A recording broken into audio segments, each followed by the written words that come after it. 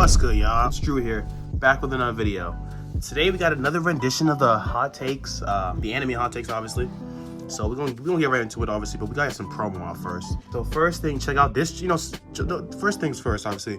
Don't forget to like, subscribe for more anime content. Tokyo Avengers, Hunter x Hunter, Naruto, anything. Obviously, check out the Discord. This is where most of the takes are gonna be coming from and stuff. And if you want to reach me 1v1, Discord is definitely the way to do it. And check out the One Piece channel if you haven't already. I feel like most of y'all be coming from there, but yeah, check that place out because we talk One Piece content. Obviously One Piece exclusive content, just everything One Piece related. And I know we had I think we're at 43 subs now, but we average like 100 views a video. So let's that ratio is just all off. Let's try to fix that real quick. But yeah, we're gonna get right to the video. But first things first, we'll tackle is the question of the day. The question of the day will be like, what is your anime hot take, and what do you think the hottest anime take that I talk about today is?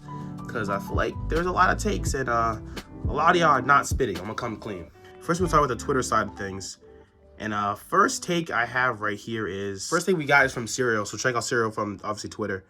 And he's saying Hunter x Hunter has the best group of villains in shonen.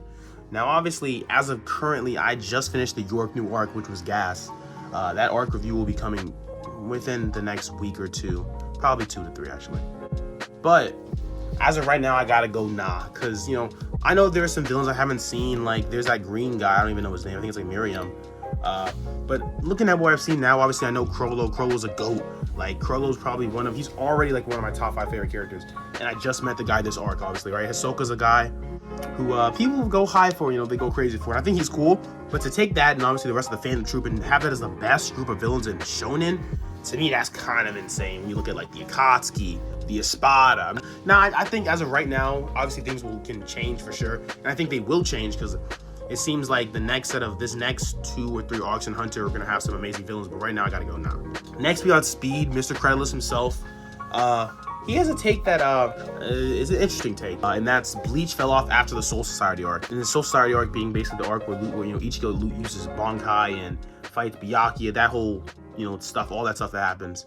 That's just false. Now, don't get me wrong, the Soul Society arc is an amazing arc, but to skip over the rank arc and act like after Soul Society arc it just dives, that's just insane. That's just wrong. I mean, if you leave the Soul Society arc, just talking about, if you forget about like the rank arc, you're missing stuff like all the Aizen hype. Like Aizen's a transcendent anime villain where everyone loves him. You miss that stuff. You miss Hollow Ichigo pretty much, because Hollow Ichigo's a little bit in the Soul Society arc, but he really becomes that guy in the Ranko arc. You miss most of the captains doing what they can do, you know what I'm saying? Not to mention like there's stuff in the Blood War, the 1,000-Year Blood War arc that's cool too. I'd say if you had said maybe Bleach fell off after like the Ranko arc, I think I'm more likely to agree with that. But Speed comes in with another Creditless take, so we gotta shout out Speed, Mr. Creditless moving on to the next take where we have Machi saying, or Meki, which is funny, and he's saying the Straw Hats need more losses, captures, a death, major injuries, something. I guess that's talking more about the stakes and stuff. And yeah, that is interesting. That's honestly a really, really interesting take, because One Piece, we know, is known as that anime that's like, especially from the outside looking in, it's like there's no depth. It's like it's a very chill anime.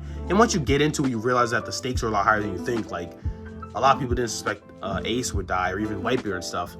But if you look at it comparing, like, let's say Naruto or Attack on Titan, for instance, there's a lot of other anime where people drop off like flies.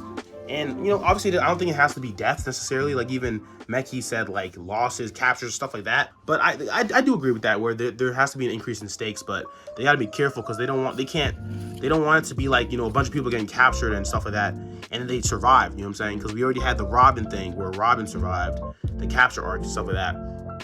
You don't want that to become a trend where a character's getting captured and they get saved, because then you're kind of repeating the Marineford and Water 7 type thing. It can almost become a negative if you keep on capturing people and stuff like that, or capturing them and nothing happens to them. And major injuries, like scars, like if you want to count like Zoro's injury, he has a couple scars that are permanent. Same with Luffy and stuff. But to me, that doesn't really, that doesn't bring up the stakes. I guess if you want to say like death, I think obviously death will bring up the stake, and even losses. Like Straw Hats haven't had a major loss in, I'd say, since pre-time skip. Yeah, I think adding losses to them would make the Straw Hats would make the stakes and stuff increase. But overall, I'm actually not mad at that take. Now we have Gabriel saying Naruto proper, which is obviously not talking about Shippuden, as arguably the most interesting setting of any shonen in the last 25 years. So we're talking about Hunter, Full Metal, Death Note, Bleach, One Piece, like all the shonen joints.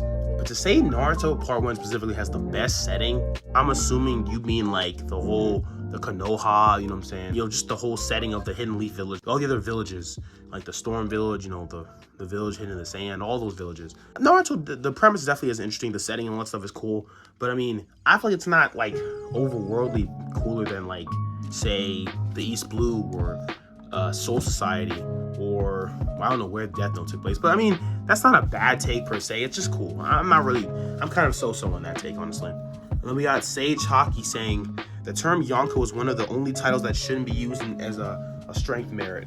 Sage Hockey's obviously my man's, but I feel like this is a crazy take. One Piece titles are interesting because a lot of people like to act like strength or, you know, certain things don't involve it. But besides the world strongest, like that title specifically and stuff like that, titles are very diverse. Like they include lots of things. The Yonko title's no exception. Like, to be a Yonko, we kind of understand it's a mix of strength, status, and like how much manpower you have.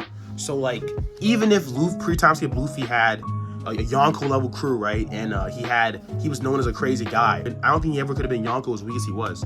So like, you can't just pretend that the Yonko title, you could just have it and not be strong. Like Yonko, when you're a Yonko, from what we understand, like the Yonko separately, like even excluding their crew, they're monsters. That's what we've understood from every Yonko encounter we've gotten, down from Whitebeard when he turned up to Marineford and everyone was scared shitless, and everyone was, you know, they were gathering as much people as they could. You know, Blackbeard, looking at this current Wano arc where we have two Yonko and you see how scary it is, and we see Big Mom and Kaido separately even talking about each other. They'll say like, yeah, that Kaido guy's a monster, or, you know, Kaido will be like, yeah, that Big Mom person's a monster. Like, even we haven't seen a lot of Shanks hype like that, but we're about to get it. So just Yonko themselves, ignoring their crews. It's crazy to act like the Yonko title is like, it can't be used as a strength merit. Like, if people say you're Yonko level, or, you know, you're Yonko, that means a certain level of power, even if the Yonko has a range to it. But now we get into the Discord takes, which I think are very interesting. First, we started with Xfinity, and he's saying Cat is an overrated villain. And this is honestly a interesting take, because I think Cat has gone from underrated to overrated very, very quickly. Cat, you know, I think right after Whole Cake, people were kind of slandering his name, and it didn't really make sense because people forgot how crazy Cat was and how much Luffy had to take to beat him. But now people look at Cat and they're saying like, oh yeah, you know, Cat still beat Zoro and Law because of Future Sight. And it's like, bro, Future Sight's not the end all be all. But talking about him as a villain, I don't even view Cat as a villain. I view him as like an antagonist, because you look at, like, when I look at villains like Blackbeard, Akainu, even in Cat's arc, when he was supposed to be this big bad scary guy, he didn't push himself as some crazy villain. He was just obstacle that Luffy had to overtake. He was just the antagonist. But if you want to technically say Cat is a villain, quote unquote, then like, yeah, I wouldn't say he's overrated, because who's hyping up my man Cat? Like, I mean, in terms of power and stuff, kind of a little bit, but besides that, no one is saying like, oh yeah, Cat as a villain is a top One Piece villain. Like, I've never heard that in my life. Like, that's probably the first time you've heard that sentence ever. That's coming from me, and like, it's a take, so yeah, nah. Next one we got is King Hockey Domains, or shout out King Hockey Domain. That's actually Sage Hockey from what I remember, and he's saying a couple things. Well, he says first, JJK is the best new gen. So I'll tackle that first. I'm not mad at that take, obviously. JJK is an amazing series. It's in my top 2. Like, I like Tokyo Revengers a lot, because Tokyo Revengers is gas for real. JJK is like my top 2. So if you have JJK top 1, I'm really not mad at that, to be honest. Like, there's a lot that goes into it. I haven't seen stuff like Chainsaw Man. I think Beastars is one.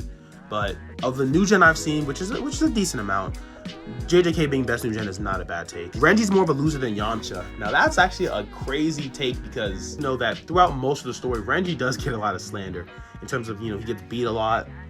He's not gonna look as good as Ichigo or even people like Kenpachi or Byakuya. To say he's Yamcha level, let's calm down. Let's not forget Yamcha got killed, and while he was dead, one of the people took his girl while he was dead and like married her. So like, Yamcha, when we talk about taking L's, there are a few characters that have taken worse L's than Yamcha. And there's even like a Yamcha meme where if you search it up on Google, you see Yamcha laying down in the dirt in a hole. You know what I'm saying? Like, just, you know, there's few characters that have taken worse L's than Yamcha, especially as like a character, like, or more of a loser. And Renji, while he has taken a lot of losses, he's not Yamcha level. Although that is not saying a lot, because again, I can't even think of one off my head that's more of a loser than Yamcha like this second. I'm gonna have to go back and look at some anime and manga and stuff. Maybe Suna, but you know, Suna steps up though. Suna not Yamcha, so you know, we need to relax on that one. Next, we have a take from Wah, which, you know, Wah with like 1,000 A's. And he's saying Hidan's the best villain. And this is just a, this is just a bad, I don't even know what the argument for this is. Like, I remember reading and I'm like, I'm assuming you mean the best villain in Naruto, because if you mean anything else, then like, we gotta get you back on your medication, because that's kind of crazy. But I mean, yeah, like, the best villain in Naruto, I don't even know what the argument for that is. Like, I mean, we can ignore people like Pain, Madara, like Itachi, even you want to count Itachi as a villain. Like, ignore the top tier guys. But then, like, even among the Akatsuki, Hidan was never scary to me. Like, he didn't put the fear of God in you like how Pain did or something. He wasn't like a crazy monster like Hidan. Like, even among the Akatsuki, which is only one group of villains in Naruto, Hidan was never no crazy guy. He was never no monster. Like, nah. Hidan was not, I mean, yeah, he killed Suma, which is like, you know, shout out that or whatever. But then he got packed up by Shikamaru. And like on top of that, like, even during his fight with the Suma, it didn't seem like he was like, it wasn't super dominating. So like, nah. Hidan is, no, he's not I don't even know what the argument is for that. I wish you would explain more so I could have, you know, at least hear what your argument was.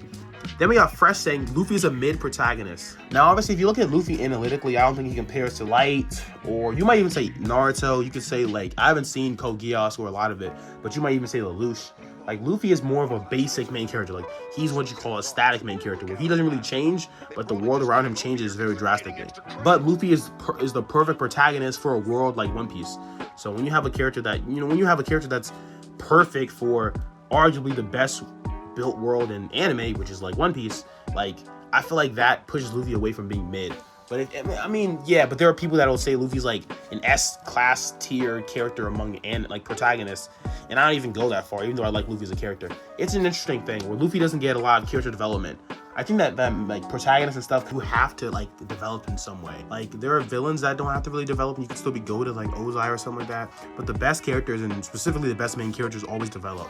So because of that, if you want to say Luffy's he's not like a top tier protagonist, I feel like I can agree with that. But I wouldn't say he's mid. That's kind of wild. Next, we have a very, very crazy take where Kirby says Sakura is the most developed side character in the series. And like, if you remember where Sakura came from as like part 1 Naruto, and you remember where she was now when it came to hitting Kaguya, that's honestly still a disgusting take. Like, that's a bad take.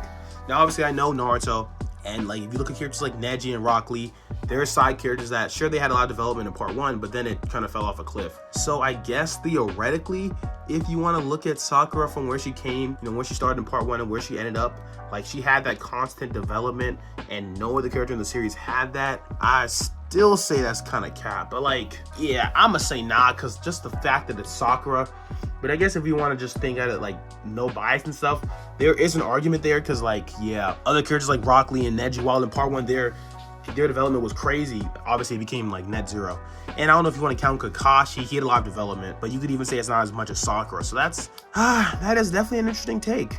That's one that I didn't think I'd ever see, but yeah, that is I guess you could say yeah. Now we got FBI, which I don't know how we got feds in my Discord. He says Enies lobby is outside of the Robin flashback is a man arc.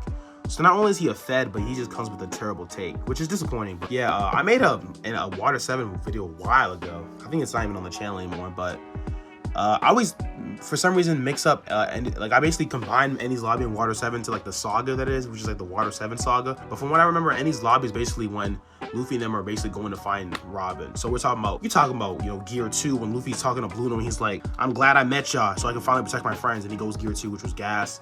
Sanji, Diablo Jambe, obviously, Zoro, Ashura. To me, like, saying that, well, I like Robin's backstory as much as the next guy. I think she has one of the better backstories. But to act as if, first of all, her backstory is not even like the best in One Piece ever. So to act like that, if you take that away, it makes Enies Lobby like, first of all, it drops Enies Lobby significantly, I disagree with. But to say it's a man arc otherwise, that's crazy. Enies Lobby had some hitters, like, talking about that. Shout out Sanji, because I mean, I think I recorded a How Strong Is Sanji video, so that'll come out soon. Sanji like had a lot of great moments in this arc, down from when he saved Usopp from Jabra, and he was like, "You're the wolf, and I'm the hunter," and he has a cigarette in his hand. That was gas. Or when he tells Usopp, like, do what you can do, like, play your role. That was a really, really big part of Usopp's character development, and the whole point of the whole Enies Lobby thing was about roles and stuff. So like, nah, like, you might have to rewatch Enies Lobby, because Enies Lobby was elite gas. Like, there was a lot of great stuff in Enies Lobby, excluding anything involving Robin's flashback. Now, I mean, Robin was a big part of Enies Lobby, but her backstory particularly, like, it wasn't so gas to me for you to disrespect Enies Lobby like this. But yeah, I mean, these takes were very, very, very, very, very interesting. A lot of these takes I feel like were trash in terms of, like, I think y'all were, well, it's interesting. It's back and forth, but yeah. Let me know what you think the hottest take you saw in this video was. Let me know what your hot take is, obviously. And yeah, don't forget to like, subscribe to the channel, obviously, because we're going to be coming with, you know, constant weekly uploads and stuff. You know what I'm saying? That's on the way. There's a lot of video ideas I got in the woodwork. So if you follow the Discord, you probably know the crazy, obscene amount of video ideas I have coming up. I'm excited. I hope y'all excited. Like, once school slows down, oh my gosh, we're going to go crazy. But, you know what I'm saying? Definitely subscribe, because it's going to be a fun time. But yeah, that's it, bro. You know, I'm out, so peace.